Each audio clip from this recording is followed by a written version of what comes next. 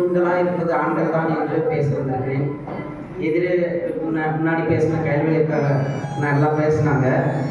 அவங்க தான் எல்லாமே சொல்லிட்டு ஒரே ஒரு வார்த்தையில் சொல்லாமல் வேதத்தில் இருக்கிறவங்க எல்லாத்தையும் சொல்லிட்டாங்க. அது கரெக்டு தான். இருந்தாலும் சபை ஒரு குடும்பம்னு பார்த்தீங்கன்னா குடும்பத்துக்கு தலைவனாக இருக்கிறதே ஆண்களை தான் சொல்கிறாங்க, பெண்களை எங்கேயும் சொல்கிறது இல்லை. அதே மாதிரி தான் இந்த சபைக்கு பெண்களாக இருக்கிறது ஆண்கள் தான். நான் ஏன் அப்படி சொல்கிறேன்னா, ஒரு இப்போ பாஸ்டருக்கு ஏதாவது ஒரு ஹெல்ப்னு கேட்டால் ஃபஸ்ட்டு கிளிக் ஆகிறது மைண்டில் வருது ஆண்களை தான் திங்க் பண்ணுவார்.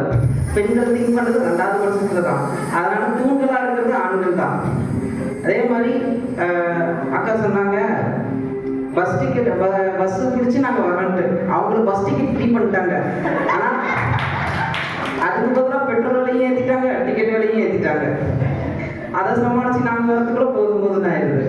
அதே மாதிரி ஆண்டவர் வந்து இஸ்ரவேல் ஜனங்களை வழி நடத்துறதுக்கு மோசையை தான் வச்சாரு. அது மோசைங்கிறது ஒரு ஆண்மகனை தான் வச்சிருக்காரு, தவிர பெண்களை யாரையும் முன்ன நிறுத்தலை.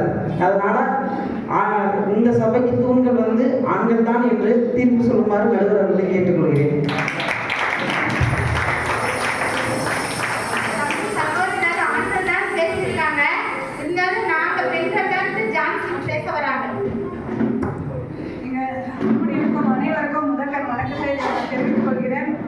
முதலாவது எங்கள் நடுவர் அவர்களுக்கும் சபையின் போதகர் அவர்களுக்கும் எங்களுக்கு தூண்களாக செயல்படுகிற எங்கள் போதகரமாகவும் நாங்கள் நன்றி செலுத்துகிறேன்.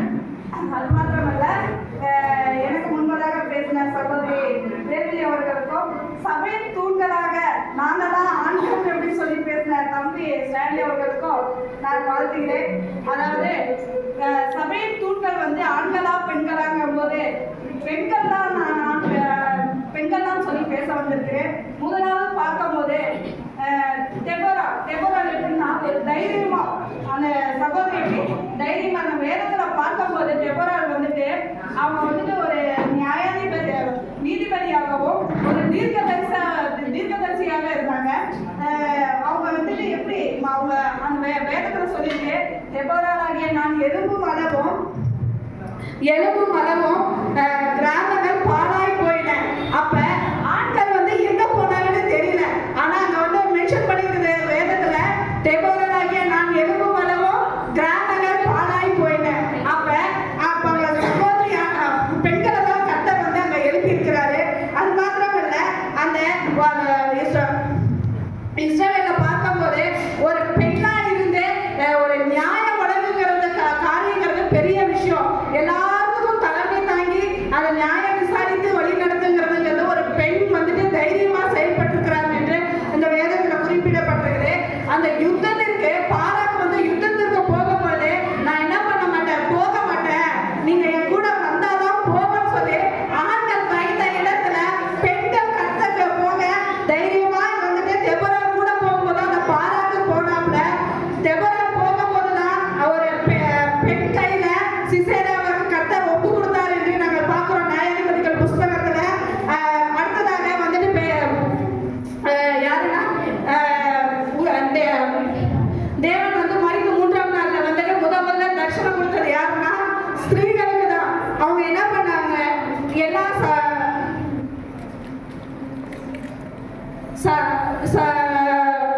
சீஷர்கள் எல்லாரும் ஆண்டவரோட 12 பேரும் கூட இருந்தாங்க. ஆனா அவர் மரித்த போது ஒரு சீஷர்களும் கூட அவர் கல்லறை பக்கம் யாருமே வரல. எல்லாரும் பயந்து ஓடி ஒளிச்சு, ஐயோ நாம போனா நம்மளையும் பிடிச்சி அடைச்சிருவாங்களோ அப்படின்னு சொல்லி ஓடி ஒளிச்ச ஆண்கள் பகுதியில பெண்கள் தைரியமா மகதேனா மரியாளும் மற்ற ஸ்திரீகளும் போய் ஆண்டவர் எங்கே சொல்லிட்டு பார்க்க போனாங்க.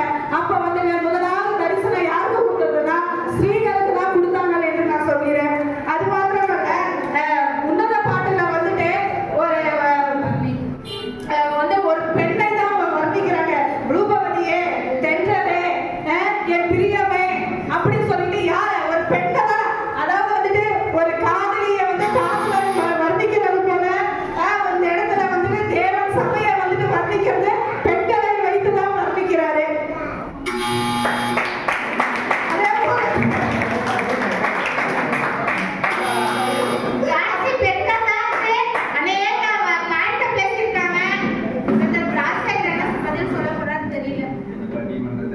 நாங்கள் வந்திருக்கோம்.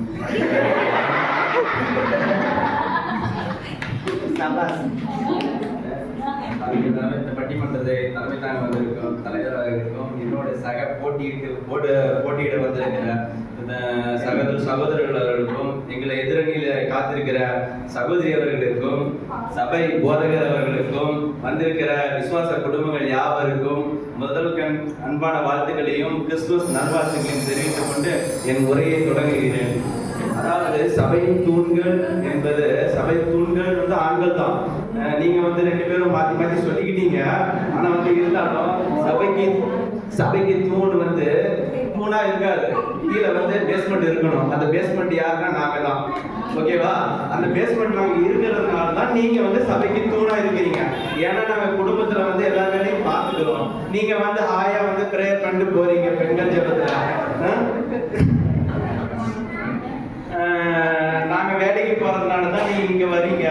ஒரு சில காரியங்கள் மட்டும் எல்லாம் நம்ம வசந்தன் படி பாத்தீங்கன்னா வச்சுக்கோங்களேன், ஆதியில தேவன் வந்து வானத்தை பூமி சிருஷ்டித்து அதுக்கப்புறம் வந்து ஆதாம வந்து உருவாக்குறாரு.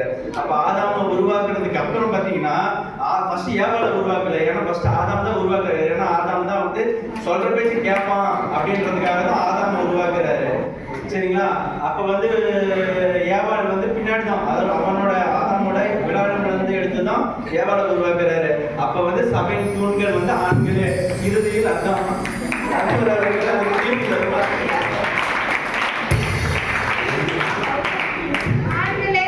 சபைக்கு தூண் என்று நம்ம வேதத்தில் இருக்கிறத பற்றி ஆதாம குறித்து பேசியிருக்கிறாரே. பார்க்கலாம் அபிகாயில் என்ன சொல்ல போறாங்க. சிறு ஜெபம் பண்ணிக்கலாம். எங்களை நேசிக்கிற அன்பு பிதாவே,